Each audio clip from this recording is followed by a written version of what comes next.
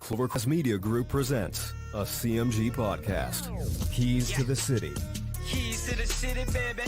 When you see us, so you know. Crossed up by Kobe, little floater to Shaq, and then Shaq goes like this, and the rest is history. Pay attention. Don't tell me what to do, devil woman. But speaking of those Lakers, but I hold on. But I didn't make I said Denver's gonna win. Yeah, you did. You said that. There's no other show like that. Clovercrest is doing great things right now. Streaming everywhere. Attention all basketball fans. CMG Sports presents the Posting Up Podcast, where Lucas Boldick, Sean Scanlon, and Kings A discuss the latest news and topics throughout the NBA. So, if you have a love for basketball, make sure you check out the Posting Up Podcast, live every Tuesday and Saturday on Facebook, YouTube, and Twitch. Also available for download on every podcast platform.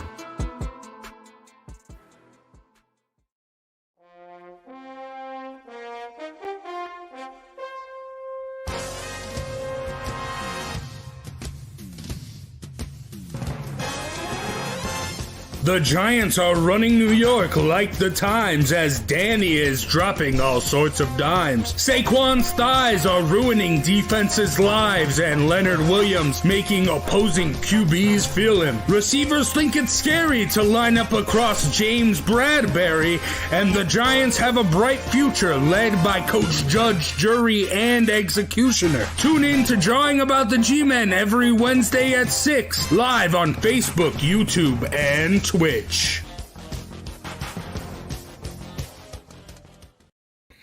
Hello, ladies and gentlemen. Welcome to Drawing About the G-Men, the Giants football podcast. I'm joined by Joe Guire, Sean Scanlon, I'm Big Jace as always. And boy, oh boy, we got another good week. Giants get the dub against the Panthers. The best game of the Giants so far this year. I mean, just dominant defensively. I mean, offensively, being able to move the ball, putting Graham Gano in positions to get those field goals. And I think, I mean, I've been harping on Jason Garrett all year, but he has played, I mean, this was one of his best coached games. I mean, you saw the aggressiveness. You saw, I mean, that little trick play with the pass to Daniel Jones, going for it early on 4th and goal, setting up for a safety for the Giants. And then also, I mean, just opening up the playbook, more designated runs for Daniel Jones. I mean, there was also like some more options, speed options with a pitch. I mean, it looked really, really good. And coming out of it, I mean, we lost Jabril Peppers for the rest of the season, which sucks. But, Joe, how does this change your outlook of the Giants after this big win? I think this is the best win that the Giants have had since sometime in 2016 when they bought a whole bunch of guys and turned their fortunes around for one season. Look, 7 of 16 on third down. They held the Panthers to 2 for 15. Lots of pressures, lots of hurries, 6 sacks, a turnover. Only 2 3-and-outs by the offense, 1 going in at halftime. Don't really count that one. They won the time of possession, was almost 35 to 25. These are all things I've been saying all season. If you can flip all those around, which they did in this game, that's an easy win. But here's the other thing. To counter a little bit what you said, they had that 75-yard drive. Otherwise, no other drive went for more than 40 yards. 3.3 yards per carry, just 4.5 yards per play. You got to do a little bit better than that. I do agree. Listen, Jason Garrett should be proud of himself. This was the best thing he's done. And I don't just mean the reverse. And utilizing Daniel Jones' skill set. I said earlier in the week on Keys to the City, look, this guy is very similar in skill set, maybe not creativity, as Lamar Jackson. You got to tap into that and let Daniel Jones play. The other thing is you'll see what kind of creator he is if you really open up this playbook. And I thought that was great. The runs for dude, that's what this guy's good at. Use it. The other thing is, look, this defense was great. Obviously, the loss of Peppers, you add that to Martinez, and, you know, again, these guys are playing for their lives, doing the best they can. Do have to also factor in the fact that Sam Darnold looked like garbage, and that's been about a 4-week straight thing there, so that certainly helped. I love Azeez Ojulari. This guy is every single week, man, just getting better. 2.5 sacks, 4 quarterback hits. I was so satisfied with this win. I think if the Giants could play like this all season and just score another touchdown or two, they could be in any game. Whether they can pull them off remains to be seen, but this is the kind of performance you're looking for, and this is something I think, Sean, that this team could really build off of. Definitely. I mean, this was definitely the best, all-around team win. You get it from all 3 phases. Like you said, Graham Gano wins Special Teams Player of the Week, and the defense really showed up. They get an interception, James Bradbury with the pick off Sam Darnold. The pressure was amazing all day. They got pressures from different places. Jabril Peppers came in with a sack. You mentioned Azeez Ojulari, who, in the first 3 games, he had 3 sacks, kind of quiet the last couple of weeks, but I think this is his big breakout game where he could really build on this. 5.5 sacks through 7 games is on pace, to close to 12 or 13 sacks in his rookie season, which would be tremendous. Leonard Williams had a really good game, not just, in the passing game, but also pass rushing, but in the run game as well. So, this is the defense that we expected coming into this year, complimentary football with the secondary playing well, them getting some pass rush finally, which is nice to see. So, if they can continue to build off this, obviously you guys mentioned Jabril Peppers being out, kind of hurts, but I think that, they have good pieces there, obviously with Ojulari. Xavier McKinney's been playing really well. The guys that we paid a lot of money to, with Bradbury, Williams, and Adoree Jackson, they've had a rough start to the season, but they're finally starting to come into their own.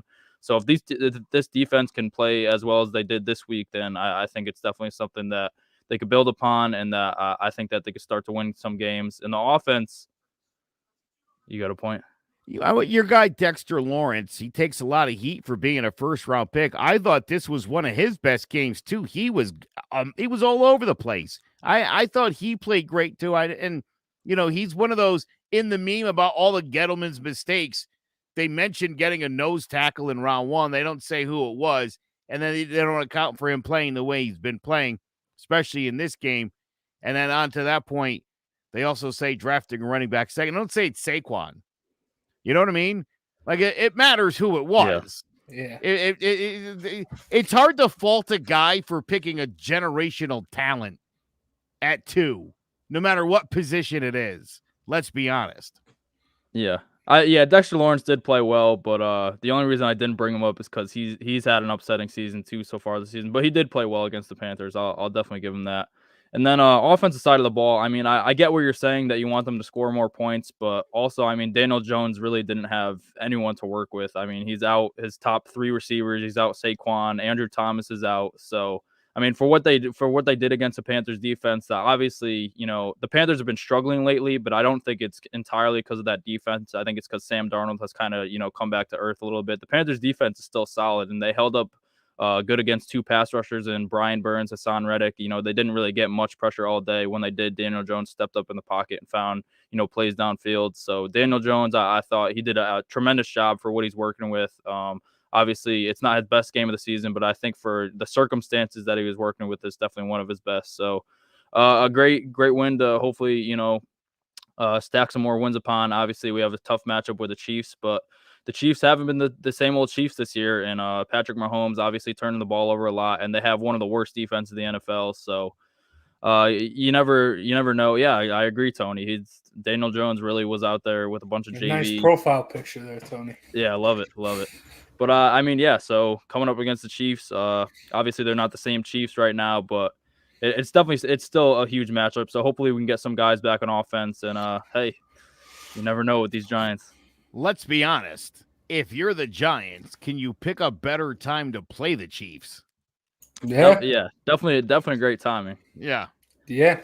But, we were so down on them. Then they get this big win. And now we're getting a little high, but Lucas has a question. Being honest, 6-7. But what does it do for us? 6-11, we get a low teens or high teens pick. But we need more than that. And honestly, I kind of agree with you, Lucas. But That's true. if the Giants are competitive in every game, like I said last week, the two blowouts were against Super Bowl contenders. Now you're at these middle of the road teams, and you're playing well. Great win here. But if they're competitive, I mean, you can see something. I mean, if they're finding ways to lose every week and you can see how bad it is, that's something different. But if they're competing in every game like they have been with the middle of the road teams, I'm okay because it's a rebuild. You got to realize that. Like I said last week, like Trevor said last week, we can't keep going back to step one over and over again just because we don't have the patience to go through a full rebuild. Yeah, listen, this team is on its way, and look, there's no one to tank for. The top 3 picks in last year's drafts are terrible right now and have done nothing. So, let's not pretend here, right? I mean, if you're drafting for need and you're the Giants and you're looking for somebody solid on the offensive line, definitely a pass rusher of some sort, you don't have to pick at number 4 or 5 to find that guy.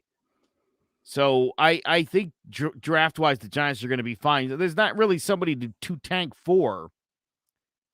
So I would love to see the Giants. Because Kayvon Thibodeau would be the name, but I mean I don't see the Lions winning a game, and I probably don't see the Jaguars winning another game. So I think we're already 2 wins is not a lot at all, but I think we're already out of the sweepstakes for Thibodeau. And I agree with you. Other than that, there's nobody really at the top of the list that you would want to take for.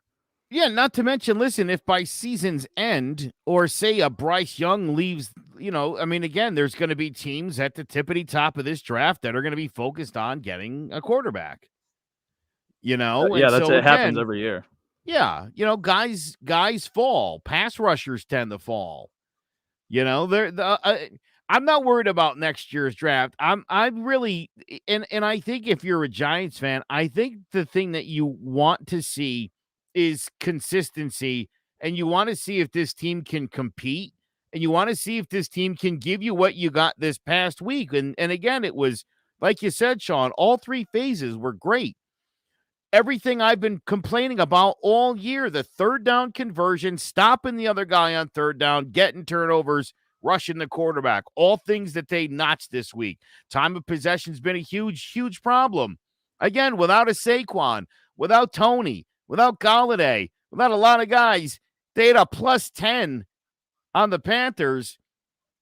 As you said, Sean, with a pretty good defense. So, I mean, it's not like, I know the Panthers offense has been struggling, but I don't know. I feel good about this win, and I'm sure if Isaiah was here, he would say the Giants are going to reel off like 8 in a row. And, we would all laugh at him. And he could almost be right. I mean, I do think that, and again, I see it in the comments, if this team got healthy, if this team could ever field the healthiest roster it has, this team would win more games than it would lose. And I think they'd be able to hang with just about anybody. It's easier to say that because it hasn't happened. And this is another example of the banged up Giants, playing great. I mean, that's just what it is. But I think as far as Daniel Jones is concerned, I don't know who's still not on board with this guy. I find it almost offensive that this guy gets mocked and laughed at, makes a nice catch. That's a big joke, goes off on a big run, trips up, ends up scoring a touchdown on the drive anyway. If you're not paying attention, if you don't understand why they call him Danny Dimes, you're really missing out on one of the fun young quarterbacks in the NFL. And again, I think when you look at the struggles of Lawrence and Lance and Fields and Wilson and all those young guys that are not Mac Jones, I think it just goes to show, we talked a lot about Daniel Jones needing to make a leap. He's leapt. And if this team around him can give him what he needs, Daniel Jones can take this team, I think, to great heights. Yeah, and I mean, Their last year, you can tell when things changed. After that, the offensive line incident, and then they started running the ball more. Like, I came on the show and I said they were going to win 4 of their last 8. They rattled off 4 in a row and ended up 6-10. And I have that same feeling now. Like, I feel like this Giants team has changed. I mean, it was evident that I don't know if it was Joe Judge and Jason Garrett coaching for their job, but everything just seemed different with this win. And, I mean, they got it. I mean, you talked about it going on all cylinders. And my prediction for the Giants is they will beat either the Chiefs this week or the Tampa Bay Bucks. One of those two defending, coming off the Super Bowl. I think they will beat one of those two in the next couple weeks, because I have that feeling like the Giants, this is where everything starts clicking. And we talked a lot in the early, Zay did especially, about how this team getting the chemistry going without the preseason. And it seems like things are starting to click right now. And even with you got all these guys on the injury report, and then once they start getting in, like, you can see how things are getting good. But top 5 QB, Joe. Let's talk about this for a minute. Well, he's asking me. I'd love to hear all your opinions on this. I don't know that I listen. Does this guy have the chance to get top 5? Could he be in the same breath as a Mahomes? You know, with guys like Lamar. Again, I think he's got Lamar's skill set. I don't think he's quite as creative on his feet, but I do think he's a better passer and got a better arm than Lamar. I think his skill set is very similar to Josh Allen's. You know, I think if you got this guy's, and look, again, I think Josh Allen could be better. That running game is still a joke in Buffalo. It's unbelievable how bad those two guys are. Those two guys combined to be one bad running back. You know, if that was one guy, you would have cut him already. The fact that it's 2, it's unbelievable. I mean, my God.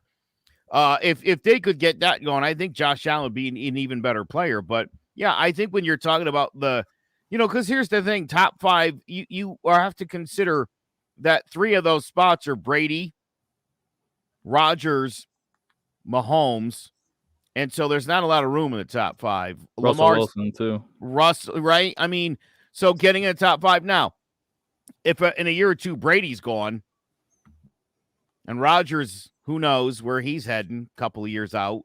Yeah, Jeopardy. I do think that there's no again, if Daniel Jones has Saquon and Kadarius Toney and a healthy offensive line and Blake Martinez and Jabril Peppers leading that defense, if you had a healthy Giants team, what would that team look like?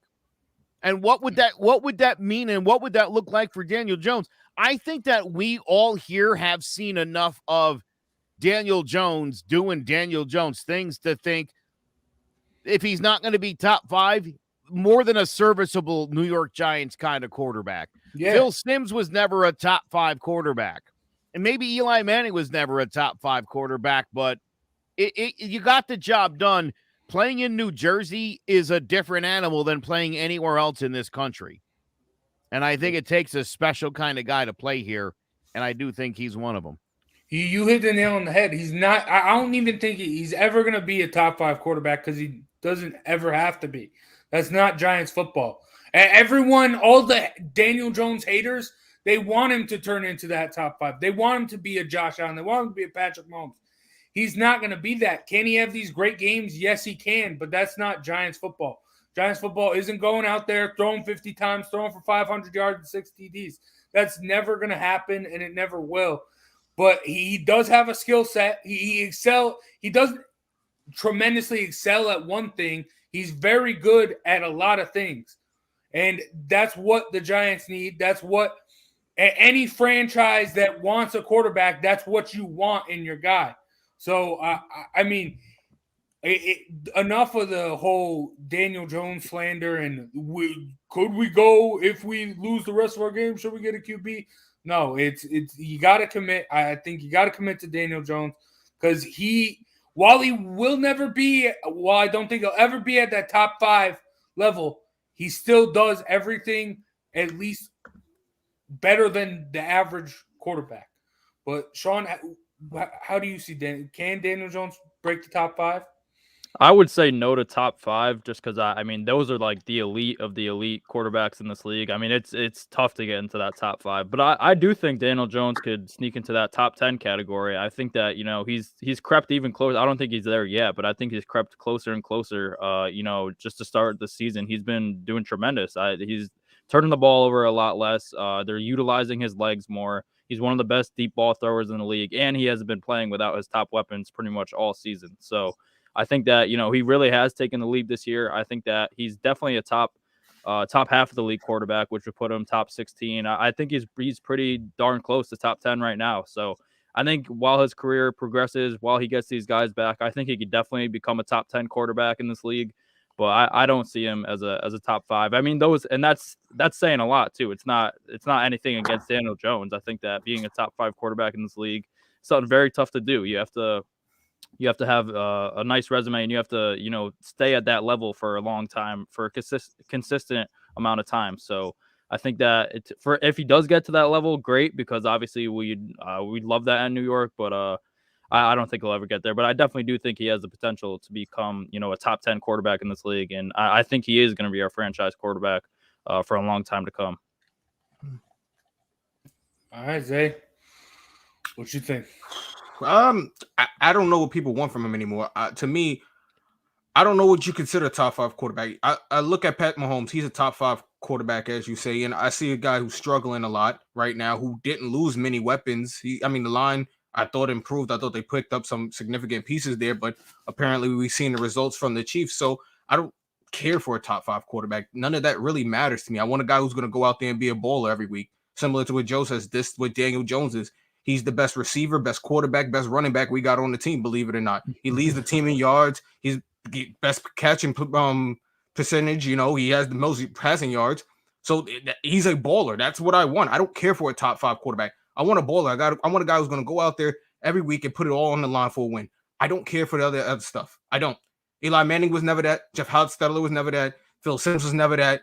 Kerry Collins wasn't even that, and he's got us at least to a Super Bowl. So we don't need that. I want a guy who's going to go out there, put it on the line every week, and put his team in position to win. That's really what I want. I don't care for all the other stuff. It's just irrelevant.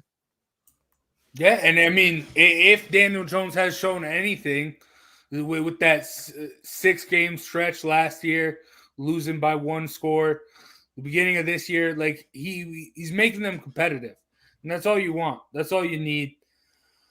But I mean, we talked a lot about Gettleman and Judge and Garrett before this game, and how someone needed to go.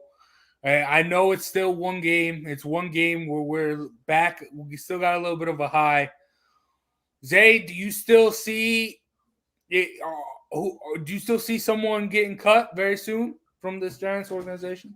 Honestly, it's going to be how the rest of the season plays out. But the way I see it, you got 2 morons between Joe Judge and the offensive coordinator, Jason Garrett. Yeah, they're 2 idiots in my opinion. I mean, your best player in the field was just hurt 2 weeks ago. You put him in a horrible position. Even though it was a great pass, he was killed right after that. I think the Giants, even though depending on how the season goes, I think they might have to move on from the top as the head, or as Joe Judge puts it, the head of the fish. I think they have to move on to them, because I think there's an inexperience there, or just incompetence, that's going to put this team in very tough positions as they continue to go forward. Because again, you can't have your best player, who's probably your only last best player on the field, and you're throwing him a pass that, mind you, is nowhere near the end zone. It's not like you were throwing him a pass that was going into the end zone. That wasn't for a touchdown. That was a good catch for maybe a couple of good yards, but it wasn't for a touchdown. You could have lost your quarterback again, who stumbled off the field 2 weeks ago with a concussion. He got blasted that play. I don't know if you remember. He was destroyed at the end of that play. So to me, I think no matter how the season goes, I think you have to let them play it out as it is, and then make your adjustments after the season. Because again, it's going to suck for Daniel Jones to have another coach, another offensive coordinator, all this again. But he can't continue to put in these positions where these guys are going to put him in danger, basically. That was I agree. I agree with you, Zay. I mean, you got to ask yourself. I mean, you look at how many of his top players are out, and what kind of conditioning, what are we doing? Why is everybody so banged up there? What is happening? This is all on this guy's watch. I definitely, Trevor Keys with the 7-15-1 Bill Parcells, but Bill Parcells got Lawrence Taylor right after that, and that certainly would change your fortunes in a hurry. You get one of the greatest players in the history of the sport, you're going to look like a genius in 1 year's time. That's not coming for Joe Judge. I agree with Zay. I mean, I don't think the Giants are going to get rid of Joe Judge. I do think David Gettleman, if this thing doesn't completely get turned around by year's end, and again, it's probably going to end like in a 6-11 season, but you're still looking for progress. We talked so much about Daniel Jones turning the corner. If Daniel Jones makes that leap by year's end, if we're doing better than 5 touchdowns and 4 picks, if we got that number up near 20, Jason Garrett's coming back. If this team wins 8 games, say somehow, Joe Judge is definitely coming back. Everybody's coming back. So, yeah, you do need some direction. But I do need to see Joe Judge be a better head coach. I still think he does, and you're right, and I do think that's some gross negligence having the only healthy offensive player you have, who's had a shaky, spotty career health-wise. I don't know if I want to stick him out there like that in a game against the Panthers when I'm 1-5. And to get the Chiefs. Actually, Pat Mahomes was taken out. He had a concussion situation, and the Chiefs took him out of the game for precautionary reasons. They was completely out of the game. The Giants a week ago were getting blown out, and Daniel Jones is still in the game in the fourth quarter. I can't understand it for the life of me. Yeah. These are the things that I'm talking about. He has to make better decisions as a head coach, or he can't continue to coach this team. By the way, I got a little pushback for a comment I made to you guys on Sunday in regards to Pat Mahomes. I suggested that what was actually hurt was Pat Mahomes' feelings. Somebody thought that was kind of a mean thing to say, and I said, well, let's see if he plays Monday night. Apparently, he got right through that concussion protocol. It wasn't even a concussion. Yeah, it wasn't. He was playing like garbage. And they decided to get him out of there before he embarrassed himself anymore. That's what actually happened. Here's a news flash for everybody. If you like football, and I've liked football for 46 years, sometimes guys, sometimes not due to their own fault. Sometimes it's a bad offensive line. It's a lousy defense. It's a running game that just hasn't gotten going. Sometimes you have a bad year. Sometimes a good team in the middle of a dynasty kind of run has an off year. That's what's happening to Pat Mahomes and the Chiefs. It's not going to suddenly turn around. You know why? Because their defense is awful. It's terrible. And it's not going to win games against any high-quality opponents. So they might tease the playoffs. They might get it turned around against teams like the Giants. But this is a very flawed team. And we still, like Pat Mahomes is not Superman. It's a really, really good quarterback. But he's not Superman. He showed you in the Super Bowl, if you don't protect him, he's as good as everybody else is. When he doesn't have weapons around him, he's as good as everybody else is. We got to stop making excuses for Pat Mahomes. It's a bad year for KC, and it's a bad year for Patty Mahomes. Meanwhile, Daniel Jones playing great.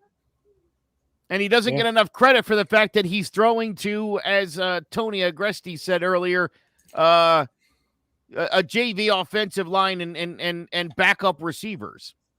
Got to give the guy credit. I mean, like you say, he's a baller. And that's what you want in a Giants quarterback.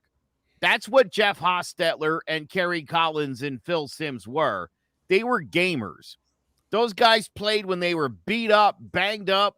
Jeff Hostetler, long before anybody else, Jeff Hostetler used to go line up on the wing sometimes. Sometimes he would come in and play receiver for a down or two. It was, I mean, the Giants did some things back in the day. That's the kind of guy we want on our team.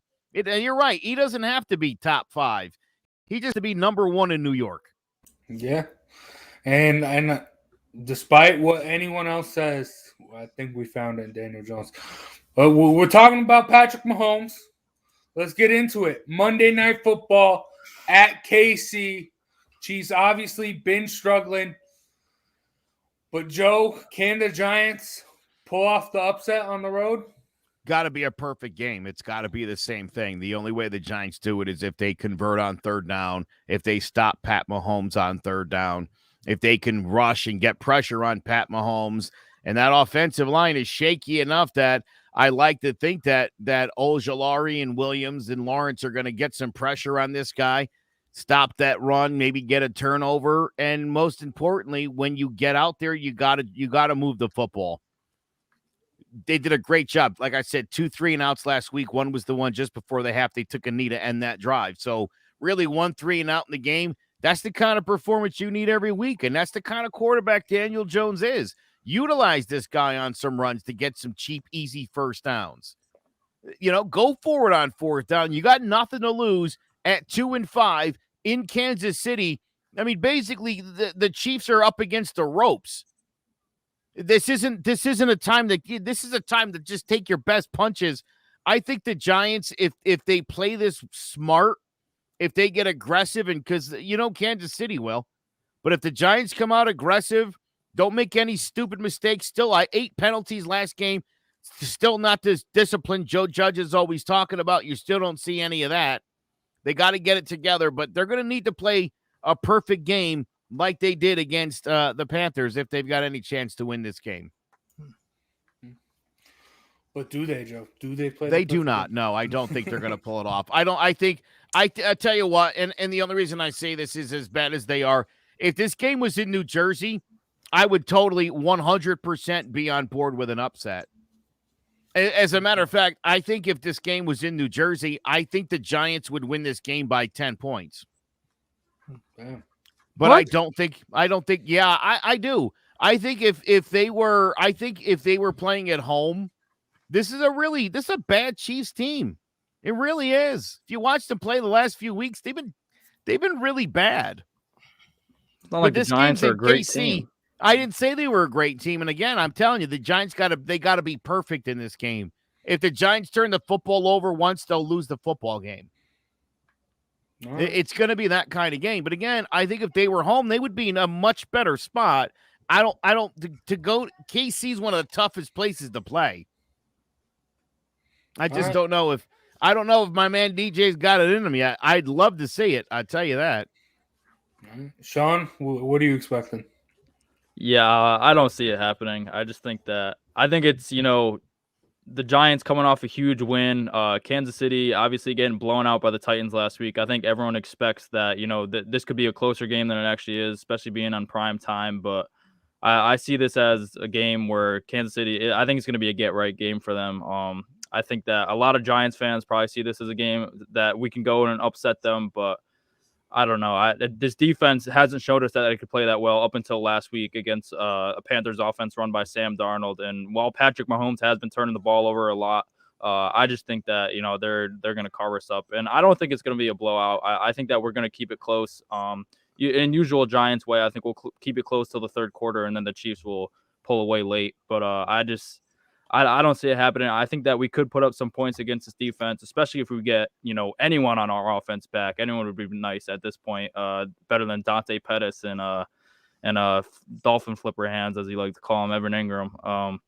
If we can get Kadarius Toney or Kenny Galladay, even Saquon, if we can get any one of them back, I think it would be huge. But I don't see it happening. And, for the Giants, I feel like Michael Corleone in Godfather 3, where he's, right when I think I'm out, they pull me back in. But and then they have a moment like this where they think they could have a good upset against a team that we didn't expect to be this bad so far. But I think this is a get right game for the Chiefs, and I think the Chiefs pull away. Sean, I gave you the caveat you could have thrown out there that if the game was at home, they could definitely win. You could win over all the fans by just saying that. Like, they're definitely not going to win in KC. Maybe if they were in Jersey, but nah. I mean, that's like, I get what you're saying, home field advantage, but the Giants haven't been good at MetLife the past, 3 years. And Daniel Jones, he plays better on the road than he does at home. His numbers are better, much better on the road. So that's why I think the offense could play mostly well, in Washington, though. Too soon, Joe. We don't like to bring that up yet. But yeah, I don't know. I think it will be a decent game. I feel like most primetime games this year have been pretty close, so I think the Giants will keep it close, and I think there will probably be a lot of points, but I don't see it happening. I love your confidence, Tony. I hope they get the upset, but I don't see it happening. But I haven't been good with my Giants picks this year yet. I think I've only had one win, so hopefully we get a reverse jinx and the Giants pull it off. So you can't mention it or it won't happen. But Zay, you got any faith in them in Big Blue to get it done? I mentioned last week if they didn't beat the Panthers, I didn't see them winning any game the rest of the season, but they did. So it's up from here. I want the truth. I'm riding high. I'm gonna go ride the Giants on this one. I'm gonna take the Giants to win this. I think it's gonna be close. I think it's gonna be ugly. I think, like Joe said, I think the defense is gonna get some opportunities to get to Pat Mahomes. And that's what's going to keep the game close. I think the Giants, if they can stay on schedule and stay in manageable third down situations, your third and second, your third and twos, your third and ones, and stop getting these stupid penalties like illegal man downfield because the RPO was taking too long to be ran or something like that. I think the Giants have a real opportunity to pull this off. I don't think, like I said, a blowout, maybe a field goal type of game at the end. Good old Graham Gano, Mr. Reliable, kicks it for a win. And I think the Giants do it away when no one believes them. And the Halloween nightmare continues for the Kansas City. I'm just not, I'm riding the Giants right now. I told you guys, we get to that mid-season, they always find that way to do it to you. And I have to, the Cowboys are beat up. The Giants trending Zay, up. It's why this team never goes 2-14.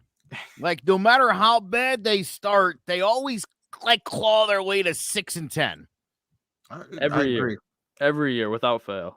It sucks because 6-10 is awful, but yeah, like this if it's gonna happen, you got to figure it's got to start happening soon. And as I said earlier, look, Jace, I just think this is if you could pick a time in the Kansas City Chiefs history in the Mahomes era to play this team, you're like that day, right there, Monday night, Halloween in KC. I'll take it. That's why I don't feel good about it, though, because it's like the perfect scenario is lining up for the Giants against the Chiefs, and I feel like it's all for us to get our hopes up and then just to all come. Yeah, but I think you're looking at it from a very from the wrong lens, dude. Imagine if you're in Kansas City right now, right? You're like beside yourself because the Royals suck. Like there's nothing good going on out there, right? Just a lot of flatlands. All of a sudden, the Chiefs and you're like, Halloween night. We'll go out. We'll trick or treat. We'll get home at like 7:00. We'll go turn the game on, and the Chiefs will win. And I think, like Zay said, it'll be like a nightmare scenario for the people of Kansas City because they think the Giants suck, and they think that Daniel Jones is a bum. And so I think those people will be as surprised as the people of Carolina are right now, who are scratching their head after getting completely dominated by the New York Football Giants. Jason, well, I love your guys' Halloween storyline. It really is nice, but too bad this game is being played on November 1st. So it is being played on November 1st, but we know the day before it is. And you know what the promos are going to say. You know what it's all going to lead up to. It's going to be Halloween themed. It's not Thanksgiving yet.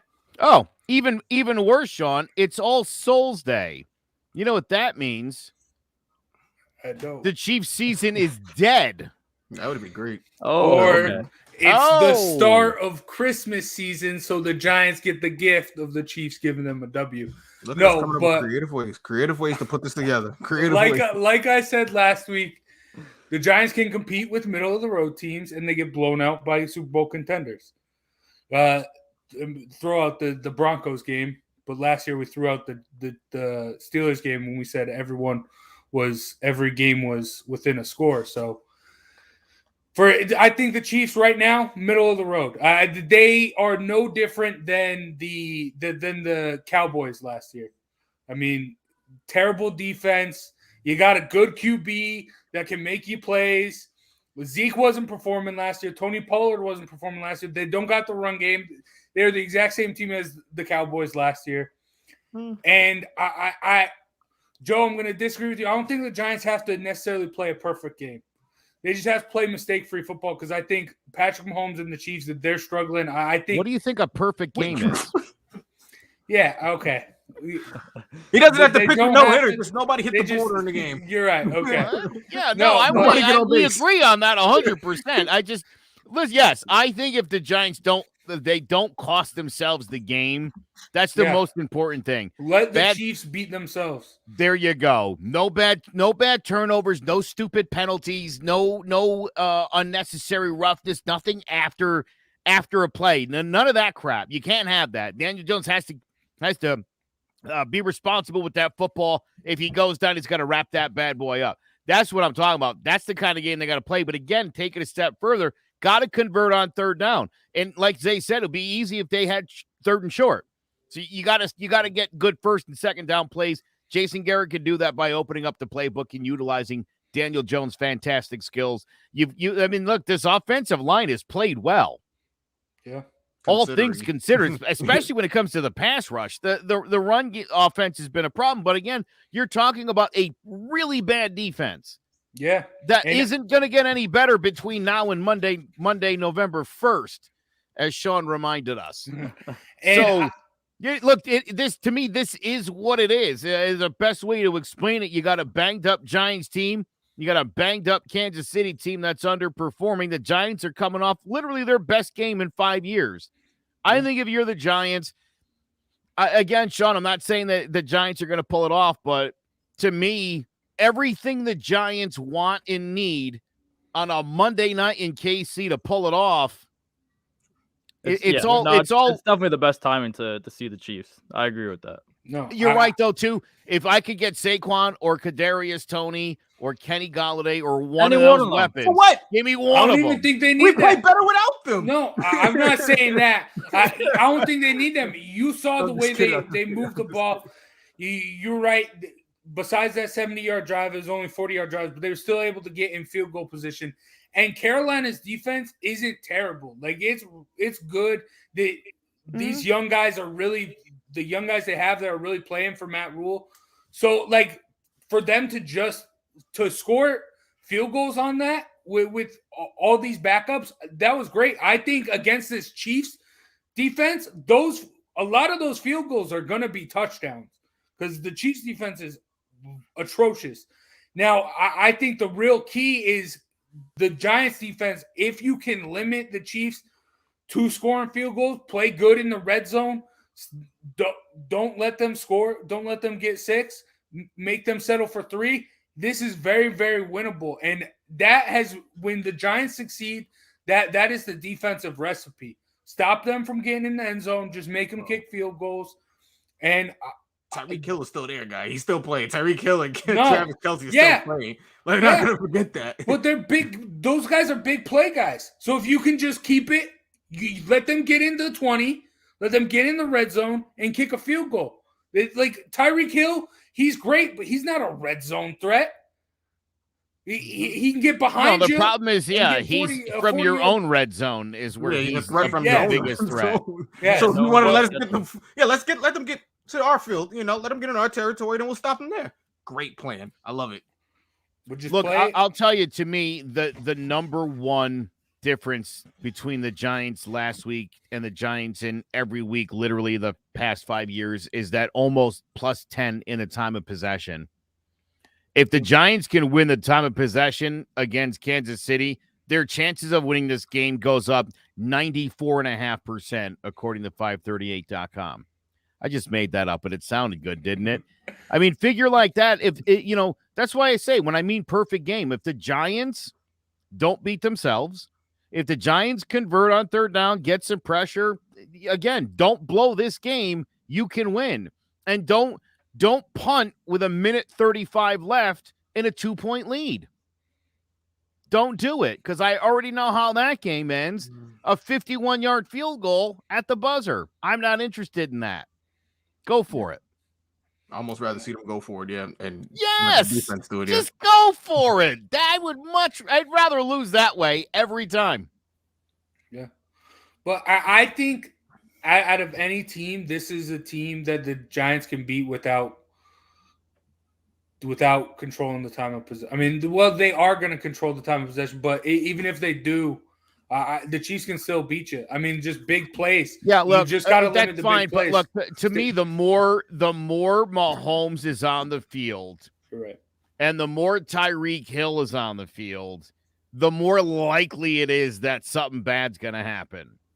Long drive, so your defense is rested, so people don't get beat.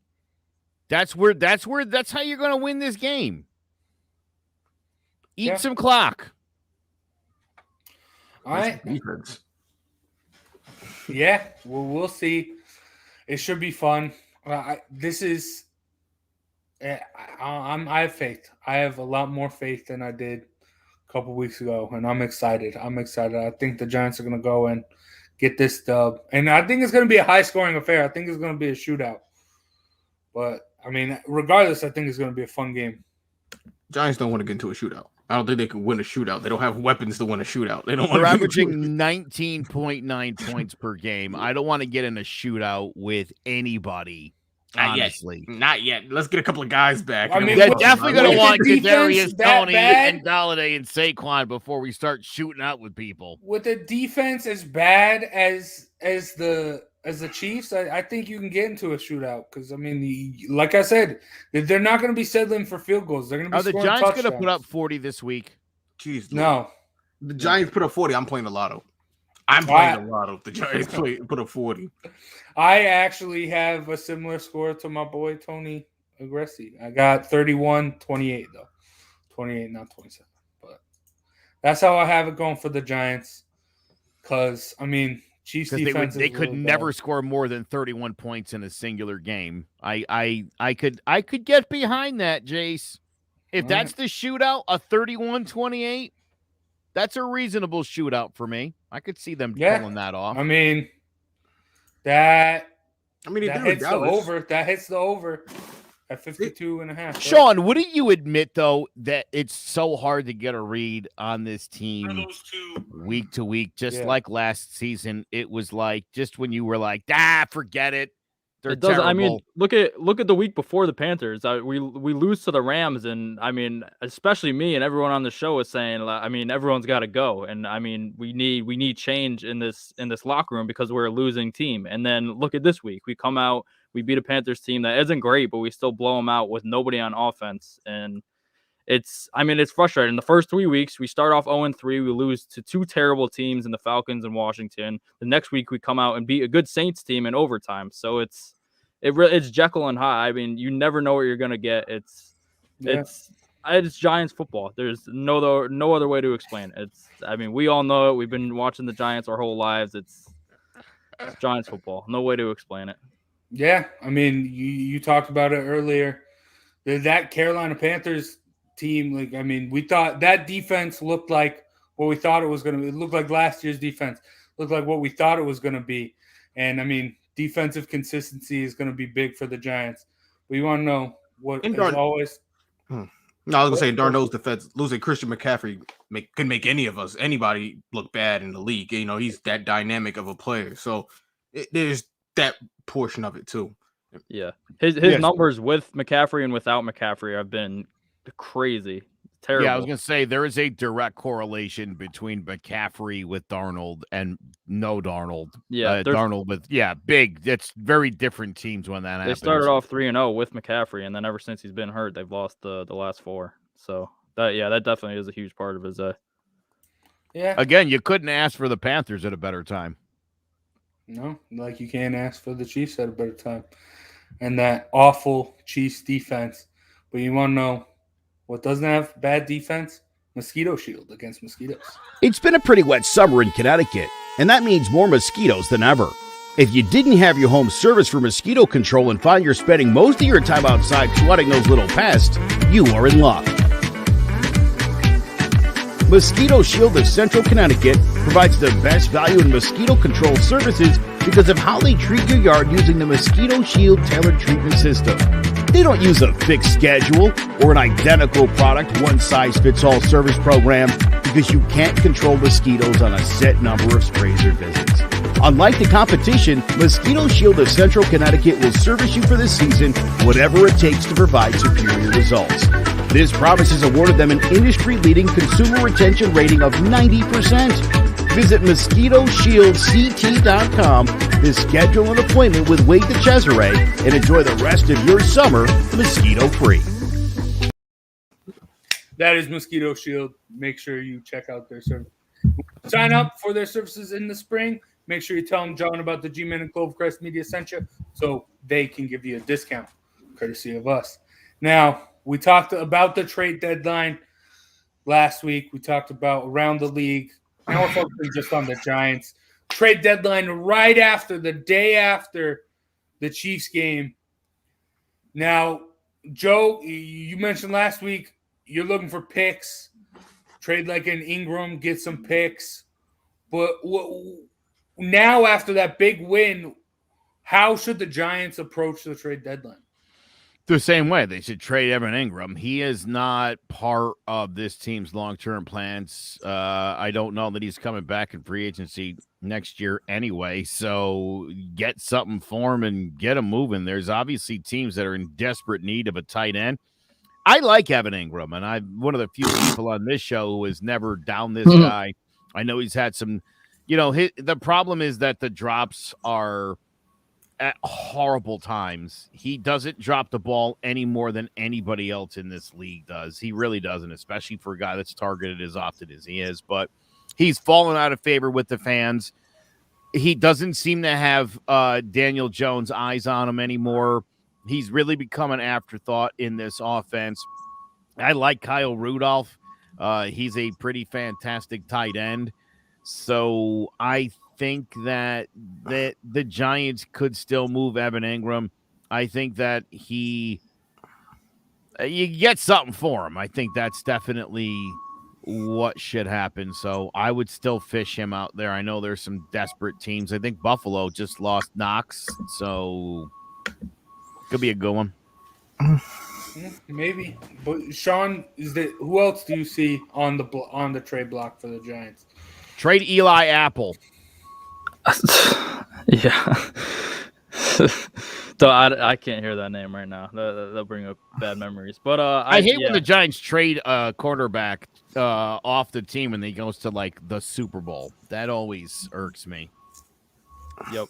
Or like Marcus Golden right now playing great with the Cardinals and gave him up for nothing. But anyways, Evan Ingram, he's an obvious. I mean, he's not even a focal part of this offense anymore. He hasn't made one impact play all season. I mean, and all of last year too, just dropping balls at way inopportune times. So I think he's definitely should be one on the trade block. And we talked about this guy earlier, but Dexter Lawrence, the reason I didn't bring him up earlier, talking about how good the Giants defense has been, because he's been a no-show up until, he had a good game this week, but he hasn't done anything with rushing the passer. I mean, he's been decent against the run, but he doesn't make impact plays for this defense. And for a first-round pick, I think that you have to show up and play great ball, and he hasn't been doing that. He had a decent first 2 years, but I mean, this year he just has not shown up. So, and I think there's some value for him. I think you can get maybe a third or fourth round pick, which is huge in draft scenarios if you want to trade up in a point in next year's draft, or if you want to, you could always find good value with a third or fourth round pick. So I think Dexter Lawrence is the one guy that I would look at in this defense that definitely could be traded. I mean, Austin Johnson has been playing well at nose tackle this year. I think he could just step up right in that role. So Dexter Lawrence is one guy that I just don't think he's been doing enough for this defense so far this year, and I just don't see where his role really fits in with the defense right now. So that's one player I'd be willing to give up on. I hate that thought. I agree with Joe on that thought too. I hate that thought also too. But what has Dexter Lawrence done this year? It's not about that though. I'll let you finish your piece, but it's not about what he's not a good pass rusher either though. Like he's a good run stuffer, but like that's good. You can find run stuffers anywhere in the NFL right now. Anywhere. The problem is the Giants continue to find good run stuffers and they continue to get rid of them, like Snacks Harris, like BJ Dalvin Hill, Tomlinson. like Dalvin Linval Joseph, Tomlinson, like these players. Jonathan Hankins, all of them. Yes, they continue to do that, and I agree. I think right now you have to hold on to a guy like that because you don't have anybody else right now that you can plug in there and start. Other than Leonard Williams, who else are we putting in there? Austin Johnson has been playing. He's been much playing better than okay, Dexter but Lawrence this year. he's not what he's not consistent. He's not been a long term. This is something new. He's had a better year than Dexter Lawrence. But yeah, and like you said, if we just yes, he has. And if we just give up on guys like this in free agency, then what's the point of just letting him walk in free agency when you can get something for him, especially when he still has another year in his contract after this year? What's the point of just letting him walk when you can get something in return? Well, it's about next year then. Yeah, but then you can get better value this year because you get a whole year and a half of him. If you trade him next year at the trade deadline, then you only get a half a year of him. Well, unless a team loses their nose tackle and they're desperate. Maybe, but I mean, I don't know. I just don't think that you're not wrong, Sean, but you're just not 100% right. That's all. You make. I mean, listen. If you're going to trade, right? Listen, if you're going to trade somebody, Sean, it's got to be somebody who's got value, and there's very few guys to me that are available, but from the Giants that have value. There's one guy. You're not who. There's one guy. He's on my list. We know this already, but I'm ready to get rid of Shepard. I've been told you I'm ready to trade Sterling Shepard. Now, I made the mistake last week. I said top 5 receiver. The time of signing, he was top 5 slot receiver. That's what ESPN. I went back and watched the video. It was top 5 slot receiver or something like that at the time of the signing. He needs to go. I think you could package him, Evan Ingram. You have a first-round pick from Chicago that's probably going to get you somewhere good. Or he needs to go. I honestly do think so. I think Sterling Shepard, like you said, he's getting paid way too much to be not productive. I don't need a guy who's going to get in there and give me 8 catches for 97 yards. I need a guy who's going to be a game changer. I need a guy who's going to be able to score touchdowns when I need a touchdown desperately. I don't need, anybody can get a first down. Tony can do that now. I can have Daniel Jones run for a first down now. I need someone who's going to change the game in a different way, and he just doesn't do that for me. But do I think he could fit on another team and help out another team? I'm sure he can. He's a great slot receiver. He runs great routes. He has great hands. He can be of value to another team. He just doesn't fit the Giants, similar to Evan Ingram no more. They just don't. And like I said, he's the last guy from the boat trip, so I'm ready to get rid of all the bad karma. But that's neither here nor there. It's hard to have 10 catches and 100 yards in a game and not be impactful, and he finds a way to do that from time to time, which is, I don't know. I'm with you there a little bit, Zay. He's never been one of my faves. And honestly, I do see him being dealt next week. I could see it happening. He can't stay healthy. I just wonder, it seems like when he's in the lineup, I mean, I almost called him Eli, but Daniel Jones really does seem to look for him. He does seem very comfortable and in rhythm with him. But, I mean, in the grand scheme of things, I want him to spend more time with Galladay and Tony anyway. So, I think Ross has been playing pretty well too. I'd like to see him be a little more in the lineup. Darius Slayton is starting to stink. I'm really starting to really sour on this guy. Yeah, I mean, there's so many wide receivers. Someone's got to go. Someone at least has to be on the block. With all these injuries, Shepard definitely makes the most sense. I mean, you get rid of Peppers also. I think obviously he's hurt. That's going to be a little different to get rid of him.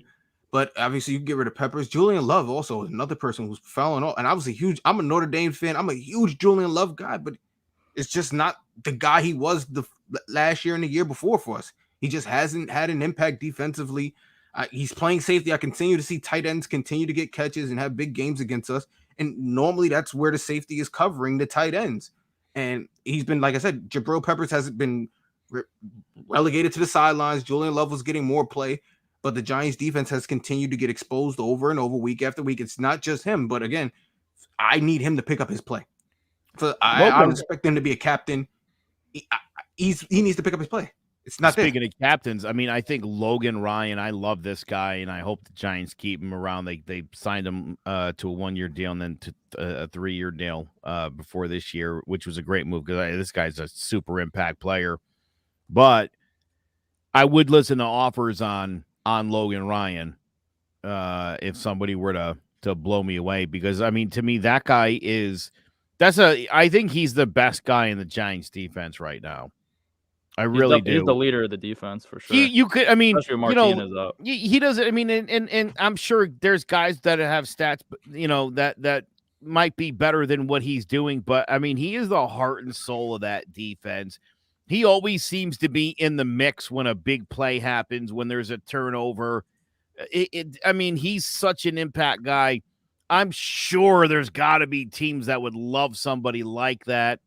And if this season is going to be what it's going to be, and you can get some real value for Logan Ryan, I mean, again, I hate to say it, but I take some phone calls on him. Oh, so you think we're selling? I don't think the Giants front office is in the mindset of selling. I don't think they're in the mindset of selling. I think they're in the mindset of they should listen to offers on pieces that are expendable for the future. I think you do have to consider that. I think if they win on Sunday, the Giants will look to make pieces to continue to go after the division. Because you got to think about it. That wouldn't shock me with these idiots. Sean, of course you make they will. the face, but at the 3 and 5 in second place, especially if it's sole possession in second place, you have to think we got a shot. It's the NFC East. You have to think that. Look at this is where we were sitting almost last year, where the Giants were leading and the Redskins were right there, and it was anybody's thing. So if the Giants could find a way to pull off 2 more wins, and the Cowboys, like I said, they have an issue with Dak. We don't know what's going on with that arm. But what would it get? What would it do for the Giants? He's playing this week, John. He's playing this week, but he's saying they said he had shoulder soreness or something like that, or something like that the week before. If he starts to underperform, the Giants can find a way to pull themselves back in. Let's say the Giants do. Let's say the Giants make the postseason. Can the Giants compete with Green Bay, Arizona, the Packers? Is it a one and done, and then you have the 21st pick in the draft? Is that what we're doing? Again, I think if you get to the playoffs, it becomes anybody's situation. It's just like the Redskins could have knocked off Tampa Bay, who eventually won the Super Bowl last year. I think it's anybody's game at that point. It always has been. It's always been like that for the Giants, especially.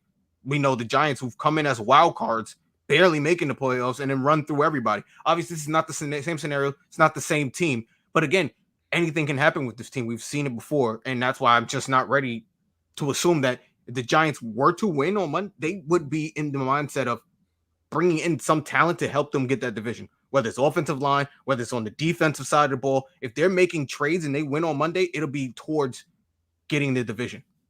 That's just how I could see it. I don't see them not going after that 3 and 5. That's I mean, that's definitely the way Gettleman thinks. We saw it with the Leonard Williams trades 2 years ago when we were 1 and 6 playing for nothing, and we go out and trade for Leonard Williams. I mean, luckily we were able to re-sign him, but if we don't re-sign him, it's just another idiotic trade. And if we do win on Monday, I mean, I think Gettleman would definitely be looking to try and get somebody, but I think that would be a huge mistake because this division's out of hand. Unless Dak gets hurt again, we're not going to catch up to the Cowboys. It's just not gonna happen.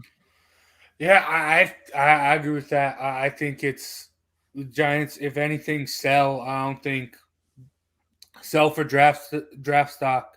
Not necessarily. I don't think anyone you can really go out and get can really I mean, there isn't necessarily that many linemen or offensive linemen or edge rushers on the trade block that the Giants, I think, can realistically go and get. But, I mean, you brought up Gettleman.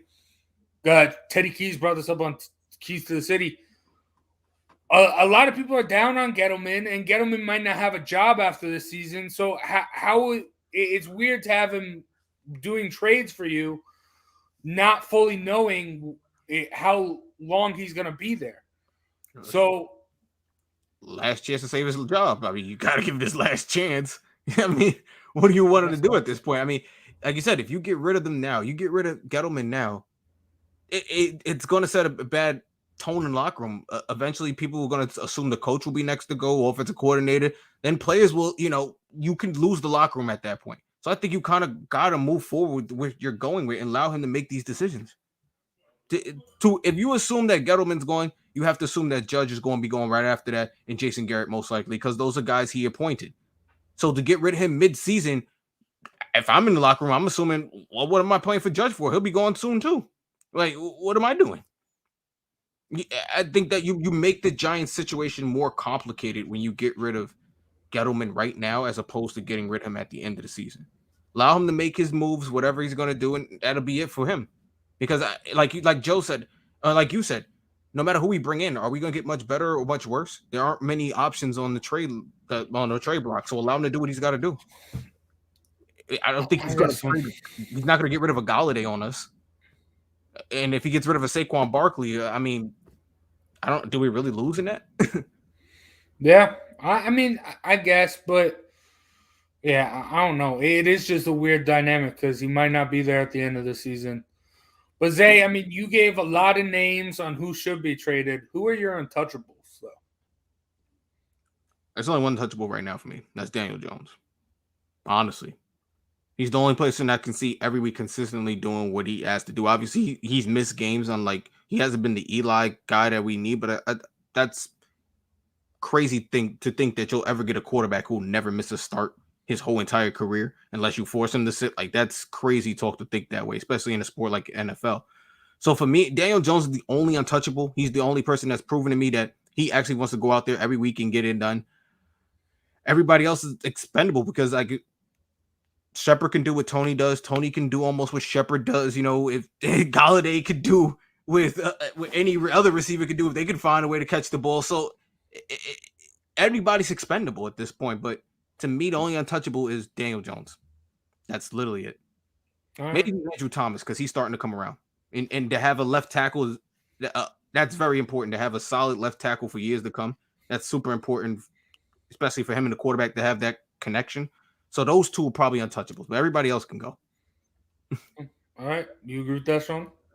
I agree that it's a short list. I would agree with Daniel Jones and Andrew Thomas. Your franchise quarterback and left tackle, you want to keep them there for a long time. And then the only other three names I'd put in there is Kadarius Toney.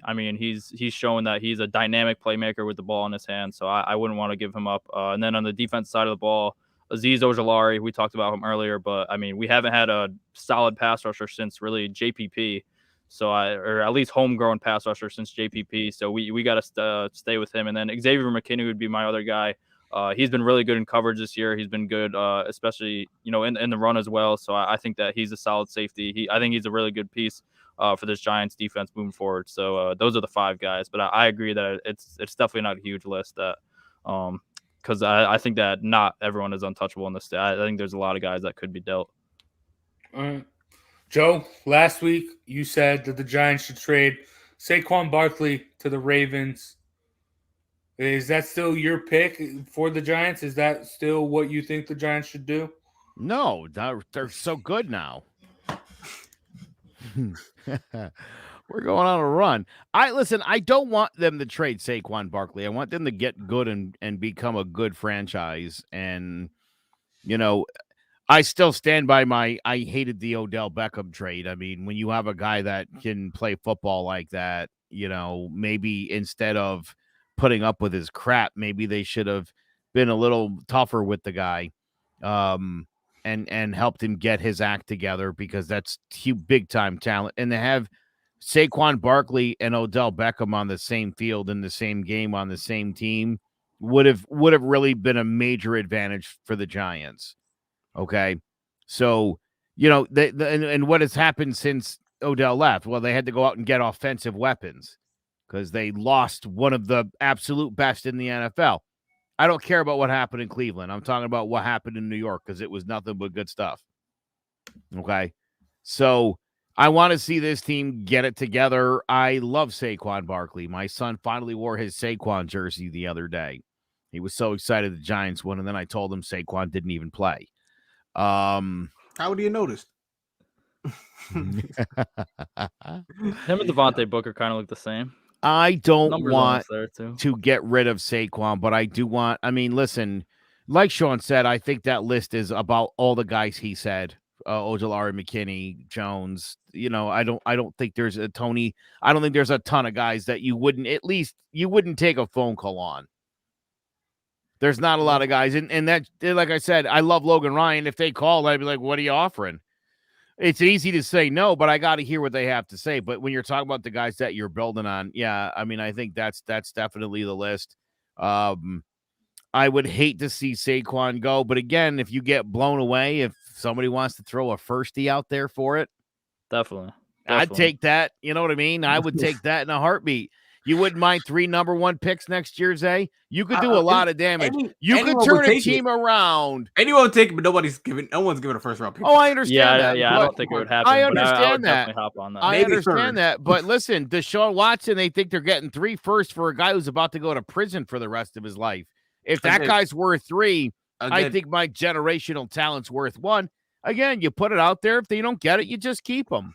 But I would at least want to hear, I would want to hear what teams have to say and what they would be willing to do. And if you can get 2 teams interested, you could certainly drive that price up. Yeah. Well, speaking of interested teams, of course, it would help if he was healthy, but you know.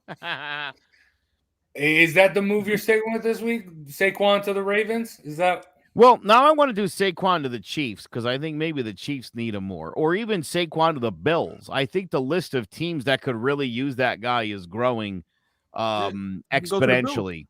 Win a New York championship. That'd be great. Yeah, do it in the red, white, and the blue. Still, I can get down with that. Keep them close.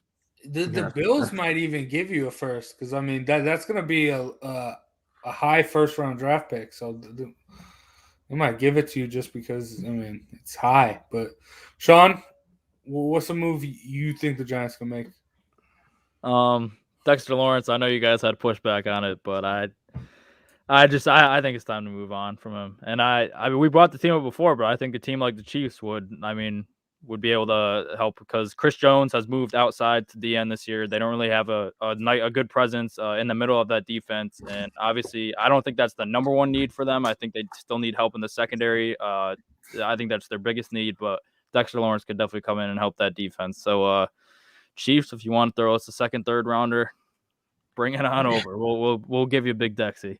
Again, Sean, it's not like I'm not open to hearing what they got to offer. You know what I mean? Like I said, anybody could go. If you got the right price, I definitely want to hear what you got to say.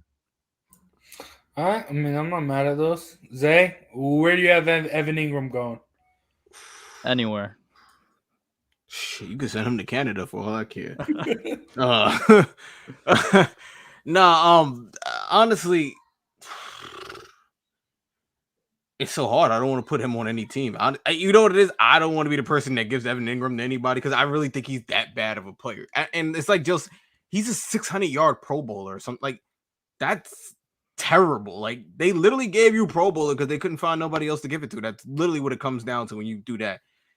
For me, I said you could send him anywhere, but I think it's Sterling Shepard I want gone. I'm telling you, I want him gone.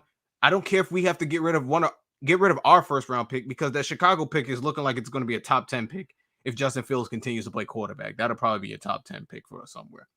But the Giants pick, like you said, like Joe says, we can sneak it to the playoffs and that's a 21st pick or whatever the heck it is. Get rid of it. Get rid of Sterling Shepard. The Eagles got an offensive lineman on the block. I'm sure somebody else got something out there. Let's get it going and get some value for this team. Because like I said, if they win on Monday, we're pushing. We're pushing for the division. No matter how we see it, guys are still playing for their jobs. These guys still got to feed their families, and they're going to go after the division. So I think that you could get rid of him. You get rid of Shepard. You get rid of that first-round pick if you think you got a shot at actually running for this division. And then maybe Evan Ingram, and you package that for something. Like I said, the Eagles got offensive. They got, I believe, Peters is the offensive lineman they have on the block. There are players out there that we can get. And we can fill it. Obviously, it's going to be difficult to make a trade with the Eagles in the same division. But again, somebody's got to have offensive lineman out there for us or defensive pass rusher. Yannick Ngakoue, is he still out there somewhere? Somebody's got to be there. You know, I think like Joe, you mix that with Ojolari, and you have all those other guys. We could make a run for the division. I'm sorry. So I'm not ready to. You're not wrong, dude. And I tell you what, I could not agree with you more if they win on Monday night, that it will definitely be, let's go for it. Like, all right, here we go. So, yeah, no, I see it. I can't see a big trade package. I'm sorry. I don't see us doing that much. No, and it's football. We don't trade that much in football. No, I could see them doing that, like making a push. But like I said, I don't think there's anyone really willing to tango as far as like offensive linemen. Melvin Ingram's on the block. There are guys out there that we could get to put around on defense or offensive line and make it work. You don't think Saquon's coming back? Rent Marlon Mack. Do something. Because I can't continue to watch Booker at running back. That's terrible. It's really bad. He gets like 4 yards. It is not very inspiring. Yeah, he is not. I don't necessarily know if it's all Booker's fault. That O-line has not been able to get any sort of run blocking going. No, you can't. They look good at times with Saquon out there. So, I mean, I don't know. Yeah. Well, I mean, we've also had injuries since then. That's true. Daniel Jones runs for pretty good yards. At the end of the and day, they start off at the same point. I think the problem is, and Jared, I see Jared Jones chiming in here. Yeah, listen, this is a team that has never fully committed to a rebuild. It's been literally since 2012, with the exception of throwing money at this in 16. It's been a hybrid, like we're competing and kind of trying to start over. But they've never fully committed to it. And here we are. And yeah, I mean, like Zay said, I think you're a Chiefs upset from this team. Again, sort of shifting gears and thinking, we can make the playoffs. But again, if you don't think you could beat the teams that are in the playoffs, does that really benefit your team? Yeah. I mean, jobs. That's what it does. I think the Giants, you got to just keep playing, and you got to look more for the future down the line rather than the immediate future.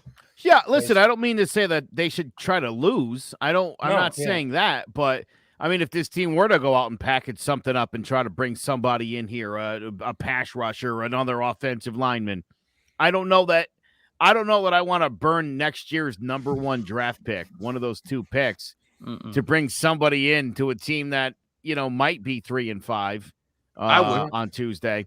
I would. A draft pick is always unproven. Because you are from the school of Dave Gettleman. A draft pick is unproven. Look, Saquon Barkley, a high draft pick, hasn't done anything for us. Like I'd hate to put it like that. Kadarius Toney was a higher draft pick who's doing something for. He's looked like he's going to give me more value later on than Saquon Barkley is right now. And he's a higher pick. He's not a top 10 pick. So if you can get rid of those top picks, then do it. So a guy who's proven. You can't just be throwing around first-round picks like that. No. What are you, the Rams? Is you have as many shots as you can to hit. The Giants already have 2 first-round picks. But package Evan. Who are they? They could be 2 bucks. No, next year. That's what I'm getting. That's what I'm saying. You got to keep throwing as many darts as you can to hit the bullseye. So you package Evan Ingram and Darius Slayton, both big play targets, long down the field guys. You send them to New Orleans for their first-round pick. Jameis loves to throw the ball down the field. He would love to have those 2 have targets that's not out of the backfield as Alvin Kamara, and there you go. You're better for the future. So you think more picks, loading up on picks, and just picking a bunch of unproven guys is going to make us win? Have you not seen that we cannot pick the right people? Have we not seen this? This is why we're sitting here, because we've had a ton of picks and we just haven't hit on them. Okay, I'm to the point where what are the ones we haven't hit on? Get some proven guys in here who know what they're doing. Barkley. Who else? Barkley, who's had 1 good year for us. You defended Lawrence. A number 2 pick who's had 1 good year for Daniel Jones. Daniel Jones, it's the one guy that I'd say hit, and he's hitting. You still question. You just defended Dexter Lawrence when people Sean still question him every week. Okay. Andrew Thomas. He wants Tony. Sean wants Dexter Lawrence going. He's a top 15 pick or top 17 or whatever the heck he was. And you just defended him. Bro, I want to get rid of these picks. Him. I want proven guys. That's what I want. I want proven guys. Yeah, but the thing about number 1 picks is that you get them on for way cheaper, and you get them for 5 years. Well, now listen, to be that's fair, what the value of a first-round pick gives you. What have the LA Rams don't have a number 1 pick until the year 2045 or some nonsense like that, because they've just been dishing out first-round picks to go out and get, like Zay said, proven commodities. But that's what you do when your team is a guy or two away from being a Super Bowl contender. Yeah, when you have a good not team, when you're chasing a wild card. I mean, again, listen, Zay. That's a Super Bowl contender roster the Giants have. Gettleman will do that Super Bowl because contender that's roster. Gettleman's mindset. I don't like it, but I do. I could see them doing that, and it's not right, but it's hopeful. Healthy, I would say playoff contender. With the right coaching, Super Bowl I think contender. that's a Super Bowl contender. You talk about that defense was a number one was a top 10 defense last year. If they could find form again, and you can get that offense going with someone who can mix it up and make it look good, because we've seen the offense be able to score, and we've seen them be able to score a ton of points. That team could play with anybody in the league. I don't understand why they wouldn't be a Super Bowl contender. If that defense, they're not there yet. I agree they could be. Not there in a couple yet. years. Like I said, the defense could regain that form from last year somehow, some way. But they haven't yet up until last week. That's but again, sometimes it just takes a week to turn it on. We've seen that last year. The Giants went 1 and whatever the first couple weeks. Defense turned it on. Top 10 defense, rest of the league. The Giants are making a push at the division. Obviously, they lost at the last game because of the Eagles being funny or whatever they were doing. But that's really what it comes down to. The Giants have an offense that can play with teams. If the defense could turn it on, the Giants would not be in the position they're in right now. But even like they were obviously that Eagles win away from being in the playoffs, but they also went 6-10. You can't call a 6-10 team a Super Bowl contender. And there were I think the worst issues last year. Struggles at the offensive tackle position. Injuries on both sides. Hernandez never became what we thought he was going to become last year. Pert obviously started and he got to the bench and he came back. He was having all types of ups and down issues. And obviously Nate Soldier didn't play for us because of COVID. Thank God he didn't play for us, but the line still was looking terrible. And that's what affected the offense. And that's why the defense was great. The issue last year was the defense was on the field way too long because the offense couldn't score. Now we have reverse of that this year, where sometimes the offense is scoring, but the defense can't stop anybody. And that's what the issue we're running into. If that defense can stop someone and the Giants offense can score like they're scoring, they can play with anybody in the league.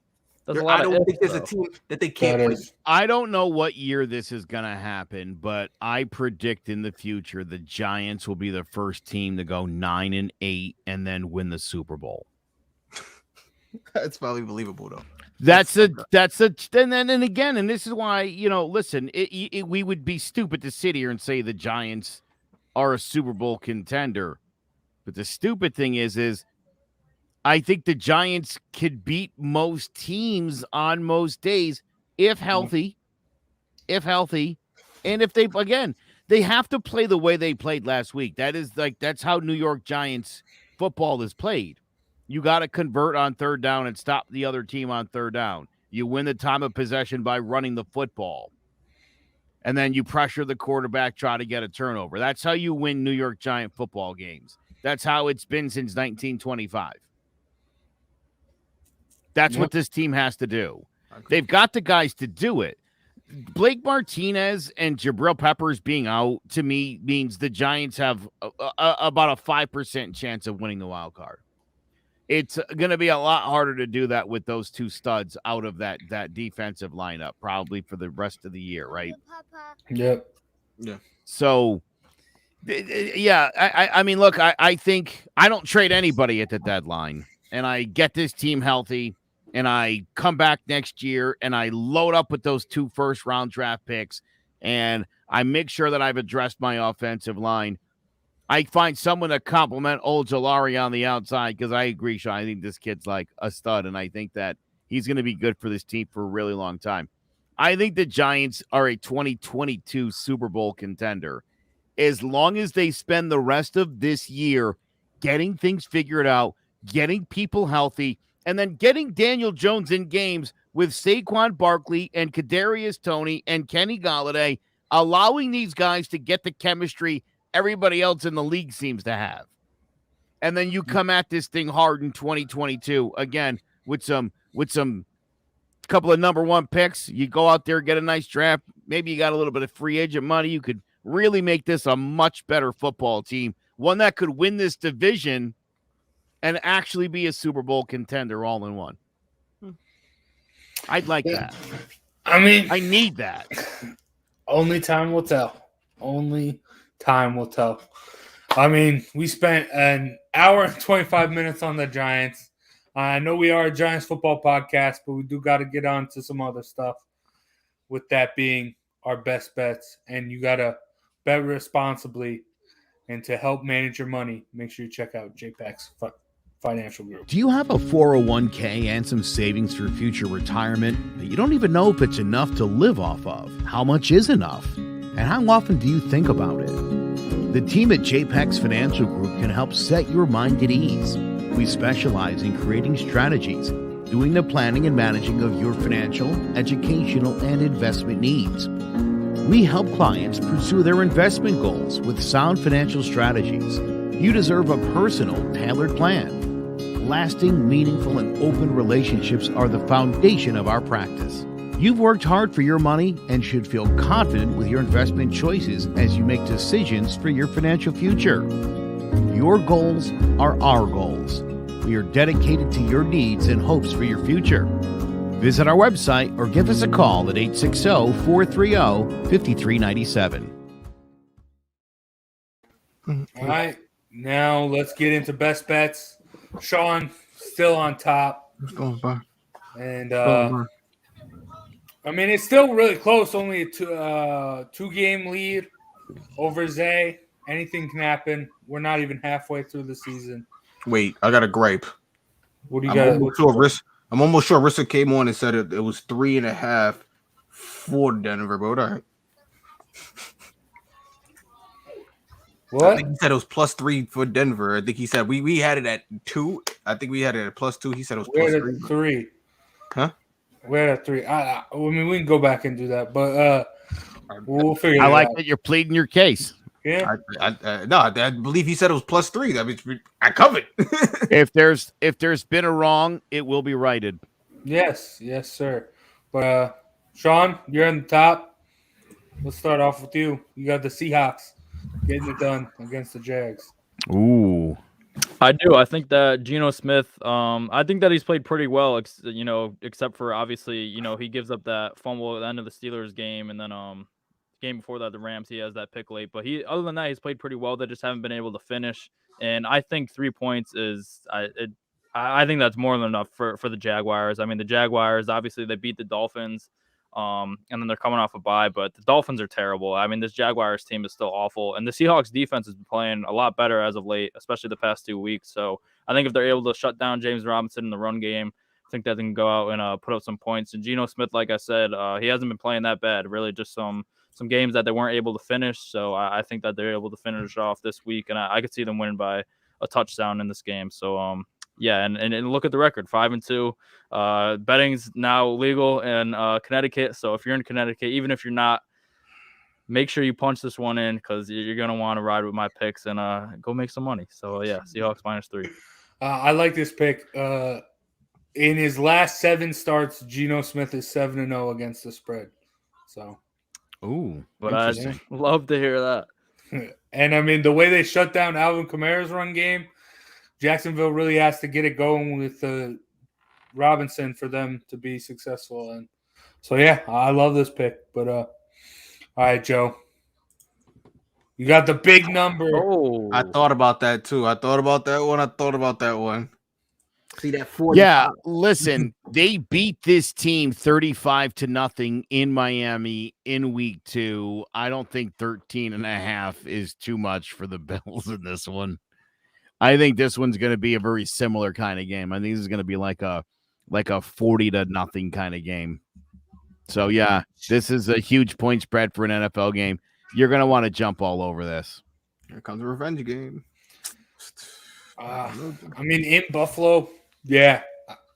I just don't see this happening. I mean, I don't see any way. By the way, Justin D'Onofrio was on that pick today on Sports Talk with R&J, and Justin does not mess around. Yeah. Everybody knows that. Yeah. But yeah, that's a great pick. I mean, I don't know, but it's a big number. I mean, last week I was scared to take Arizona with the big number, and I took the over instead. That ended up biting me in the ass. So maybe you got a point there, Joe. But Zay, you got the Broncos again. Yeah, man. They can't. I need gotta re-up on that one. They gotta let me. They can't let me down this time. Yeah, I don't know anybody can lose to Washington. They've looked terrible lately. Washington has the worst defense in the NFL, statistically speaking, if you can believe that, with all the talent they have on that team. Again, we would have reached for another player on their team who just isn't panning out that great anyway. I know you guys, he's good, but Chase Young hasn't really panned out. So, yeah, I'm gonna take the Broncos in this one. Hopefully they can redeem me. I think this one is going to be at home. I think Washington going there is going to make this a little more better for the bet. So I think this will work this time. They're not traveling across the country. I think this will work this time. All right. Yeah, I mean, it's hard to play in Denver with the altitude. But for me, I said it. I got the Giants plus 10. 10's a big number. I think with how bad this Chiefs defense is, Giants are going to not settle for field goals. They're going to score touchdowns, and I think they're going to keep it close. Even if the Giants lose, I think it is going to be by a field goal or at least one touchdown. I don't see this being a blowout because the Chiefs like I said last week, Giants play well against middle-of-the-pack teams, and they get blown out by Super Bowl contenders. Chiefs this year are no longer a Super Bowl contender.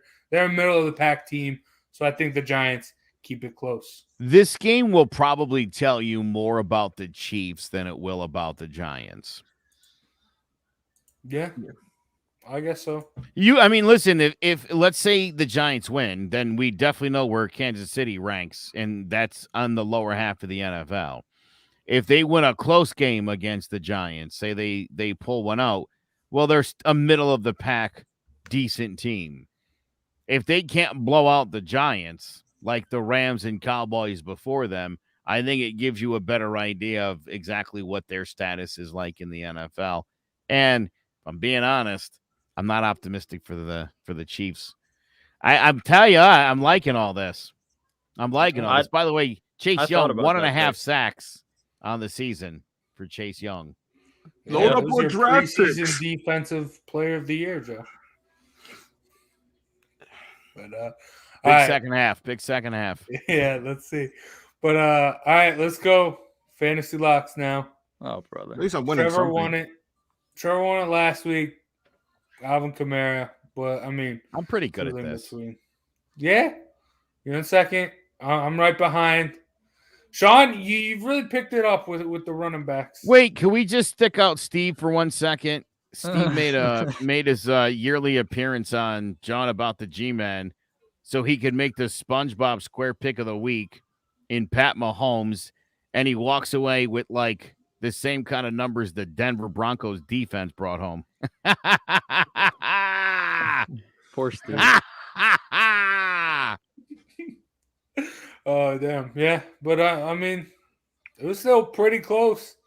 No, it's not. I stink at this. Yeah. Dude, it's so hard. I should just leave the show after best bets. And just let Sean, you know what happens? You know what you tend to do is you pick that guy where, like, it's such a blowout that they pull the guy at halftime. And so, like, he never, you know what I mean? Like, I don't think you're picking poorly. I think, like, circumstances is really what generally does you in. Looks like the circumstances have been happening every week. Hey, circumstances. Hey, you've been doing pretty damn well with the running backs. And I'm sticking with my running back strategy. Yeah. So Joe Mixon, he's been having a solid year. Obviously, the Bengals have had a surprise year. I think that the passing game is a huge part of their offense, but Joe Mixon has also been doing really well. The offensive line has been playing a lot better this year, and the Jets' defense against the run has been good this year. So Joe Mixon, I don't say it with a lot of confidence seeing my fantasy score this year, but I'm going to stick with the running back strategies and hopefully inch closer and closer into those standings. So, Joey boy, let's get it done. Dude, not to mention with Mike White starting for the Jets, I assume there's not going to be a lot of sustained drives, which means a lot more Bengals on the field. And you can't have Joe Burrow throw the ball 75 times. There's a good chance Mixon. Dude, Joe Mixon probably gets 25 carries in the game He's also, I think, 4th on this team in receptions, so he's become a big part of the passing game. I like this Mixon against the Jets. Oh, the only thing that could stop Joe Mixon in this game is the turf at MetLife. Stop everybody. It does eat people up sometimes. Yeah. But I like it otherwise. It's a good pick. But all right, on to you, Joe. Doubling down on the Bills. Go and drop. Yeah, 375 yards, 4 touchdowns. He'll run for 80 yards and another score. I don't know what more you want. Josh Allen's gonna light up them Dolphins. You done jinxed him. He gonna throw 3 interceptions. He's gonna have a 182 fumble. yards, 3 picks. Yeah, It's gonna be like a Tennessee versus Jets type of game. He's gonna play like Tannehill. It's gonna be terrible. 10 carries, 17 yards. Yeah, I'm sure. I'm sure it'll be that because I picked him. And then next week he'll throw for 500 yards. Watch.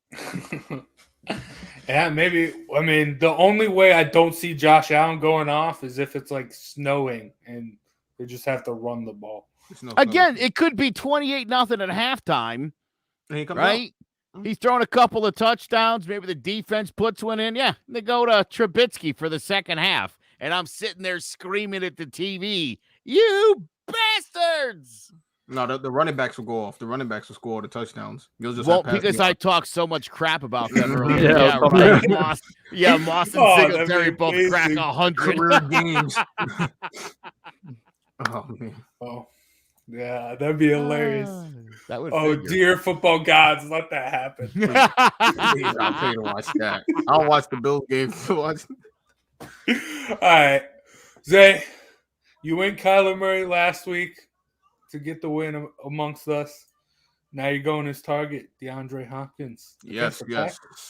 Because the Packers will be without 2 weapons in Lazard, and they will be out without Jesus Christ. What is Devontae Adams. Devontae Adams, yes, excuse me. Yeah, Devontae Adams will also be out, so I think the Cardinals will get a ton of offensive opportunities, and I think DeAndre Hopkins will surgically take apart that defense, which is not that great in Green Bay. They really rely on Aaron Rodgers. So for me, I think this will be where I put this fantasy lock thing to rest and start to pull away, guys. Sorry. I like this one a lot too. I don't know about that. The thing with Kyler Murray is, I mean, in the Cardinals, he's been distributing it so well. Yeah. And it isn't, I mean, DeAndre Hopkins hasn't necessarily had like any real huge games. No one's really done anything. It's coming. I mean, yeah, maybe. But I mean, if it were going to happen, it'd probably be against the Texans, the revenge game and everything. But we'll see. Look, don't jinx me, man. Short week. I hope it's short turnaround week. Things will be good for them. Don't worry about it, bro. All right, yeah. Don't jinx me, bro. We'll It'll be see. fine. Hey, I'm trying to get back to the top.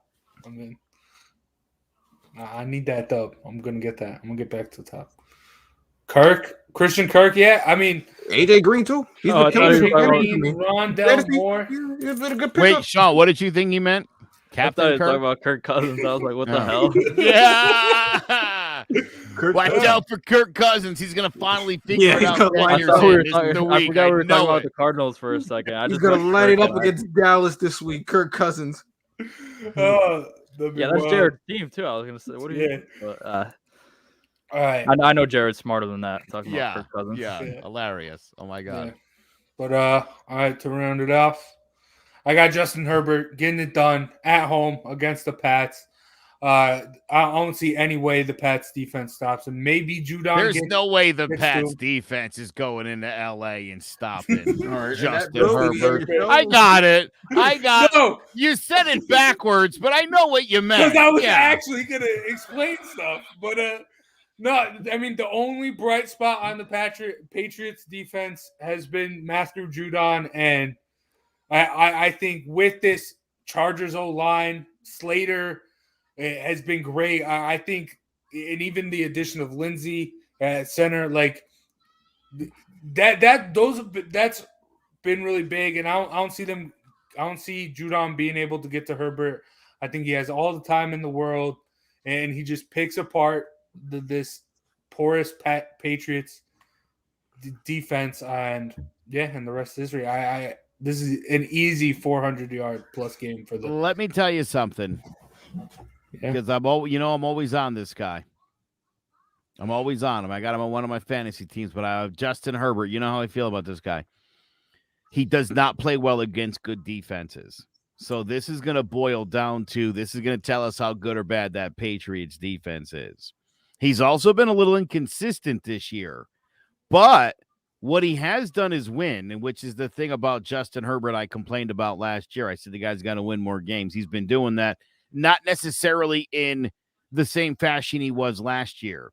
But I do agree with you, Jace. I do think this is going to be, I think he's due for a big week, and I think that Patriots defense is probably due for a pounding because they've been playing, I think, a little out of their element. Okay. I mean, you said he plays bad against good defenses. He put 47 up on the Browns defense. The Browns defense isn't good. Terrible. Stop it. Are we watching? Stop it. Again, dude, this is my thing, right? Is it terrible? We can spend all day talking about how good the Chiefs have been for the last 4 years. It's not translated to this year. Washington's defense is 32nd, 7 games in. It's not gonna become a top 5 defense in the next 10 games. It's not. It is what it is at this point. We're about halfway through the season. You are what you are. Yeah. I mean, at this point, I really do think that it's going to be hard for any team to complain. The only team that can generally do it, the Giants. They always find those weird ways to do it, but I don't know. The Browns are not a good team. They're a real mess over there. So. Yeah, but defense isn't the problem for the Browns. No, we know what the problem is. His name is Baker Mayfield. Yes. And injuries are a real problem there as well. But that defense has been getting lit up a lot by a lot of people. There's something's not right in Cleveland. I don't know what happened in Washington. I don't know what happened in Cleveland, but I'm going to stop saying those are good defenses until they play like good defenses. All right. Dude, because from the same mentality, the Giants are a good defense because they were really good last. Well, we see what happens when it just doesn't translate over this year. Something ain't right. It's the same thing in Washington, and it's the same thing. It just is. So I don't know. Cleveland, I don't know. Figure it out. But you don't give up 47 points and tell me that's a good defense because the answer is no. They're good defenses on paper. The Giants, the Redskins, and Cleveland. Good defenses. There's a on lot paper. of good defenses on paper, and they're not playing like they're supposed to be. All right, I'll take that. But that said, I do think Herbert's going to light them up. Oh so yeah, I agree with you there. I do think you're gonna. I think you're gonna get what you're looking for. Oh yeah, I mean, yeah. The Pats defense is atrocious. It's very bad. I mean, I don't know why they traded Stephon Gilmore. That's absurd. That's ridiculous. But it's neither here nor there. But that's going to do it for the show. Thank you guys for watching. Thank you guys for listening. I mean, we jam-packed this one full of Giants stuff. So, hell yeah. The number one Giants football podcast. Despite what anyone else says. You know it's here. But thank you for Joe, Sean, Zay, and myself, Jace, for watching and listening. Make sure you check out clovercrestmedia.com for a bunch of other sports podcasts, Posting Up podcast, which features myself, Zay, and Sean. Roll Call podcast. If you're a Yankees fan, you don't got to listen to that one. Throwing Jabs, featuring myself and Joe, talking about all combat sports. And if sports isn't your forte, why are you watching this? But also, we got a lot of true crime and political shows on there as well. So make sure you check out clovercrestmedia.com. And big thanks to JPEX Financial Group and Mosquito Shield for sponsoring today's episode. Make sure when you sign up for Mosquito Shield for this upcoming spring, let them know Drawing About the G-Men and Clovercrest Media sent you, and you can get a discount. So we'll see you next week for more Drawing About the G-Men, and let's hope the Giants can get a dub. Again, let's go Giants.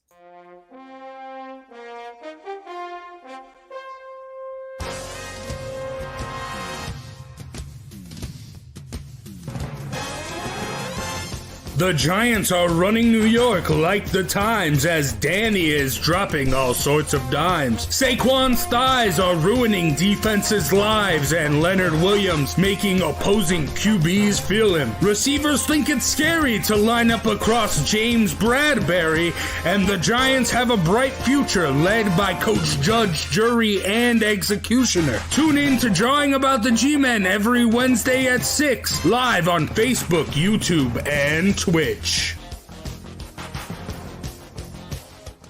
Hello, my name is Joe Aguirre. I'm the president of Clovercrest Media Group, and here at CMG we have a wide variety of podcasts, including sports shows like Keys to the City, The Roll Call, Throwing Jabs, All Four Downs, and Jawing About the G-Men, and great true crime shows like Sticky Meat, Crimes and Consequences, Ivy League Murders, and Bird, the unsolved murder of David Eichmann. You can find all these podcasts and so much more by visiting clovercrestmedia.com.